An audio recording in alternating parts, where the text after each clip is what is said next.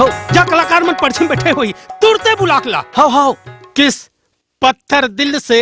नैना है लड़ी दिल्ली देखे हो जीत तुमन दिल्ली राजहरा देखे हम दाऊ मैं दिल्ली की बात करता हूँ अड़ा हो देखो कभू तुमन दिल्ली बाप पुरखा नहीं देखे हंदाऊ गौकिन तो अब देखो दिल्ली तुह ठेकली साज के बुलौआ आए है दिल्ली ले अब भी एक जन दिल्ली वाले साहेब हा मोल बोल के की से और जाए बार रुपया गलत छोड़ दे है इहिल कैथे भगवान घर देर है फिर अंधेर नहीं है कतेक दिन बाद हमार सुधले सरस्वती मैया दिल्ली के बड़े बड़े मंच में तुहर नाचा गम्मत हो छत्तीसगढ़ के डंका बाज है दिल्ली में इज्जत शोहरत रुपया पैसा ओ छन पूछ नोट के कथरी बना के सुथुरे तुमन रहा हो रात दिन पैसा बर्बादित हो अब सकेलो कतक सकेल सकतो पैसा दिल्ली जाके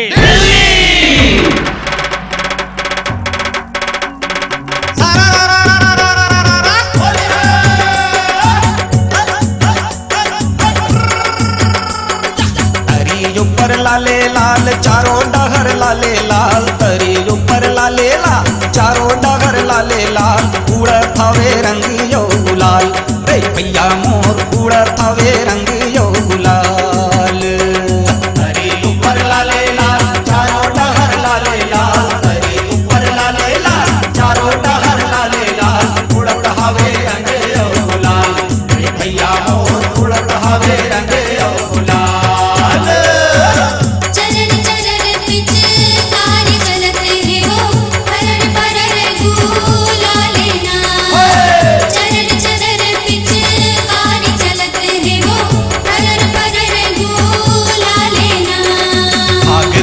साध लगिस महू गया देखे बार आग देखे के साध लगिस महू गया देखे बार उड़ा थावे रंग यो गुलाल बे भैया मोर उड़ा थावे रंग यो गुलाल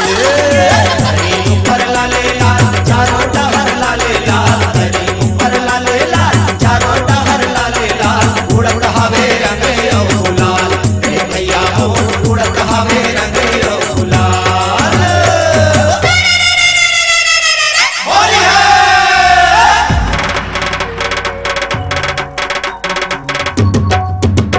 लाले चलो दिल्ली बाजारे कर मन नहीं माने रे लाले चलो दिल्ली बाजारे कर मन नहीं माने रे लाले चलो दिल्ली बाजारे कर मन नहीं माने रे सावन घलो कभू पतझड़ लागे बरखा बने अंगार है जिंदगी के है अजब कहानी सुनना लागे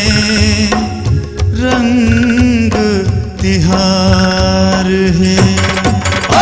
लाले चलो दिल्ली बाजार लाले चलो दिल्ली बाजार कर मन नहीं माने रे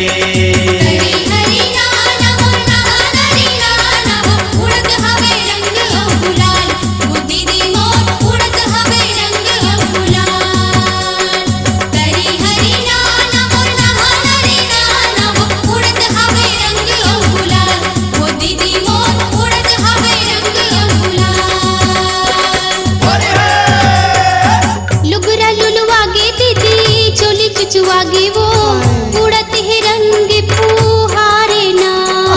लुगरा लुलुआगे दीदी चोली चुचुआगे वो उड़त है रंग फुहारे ना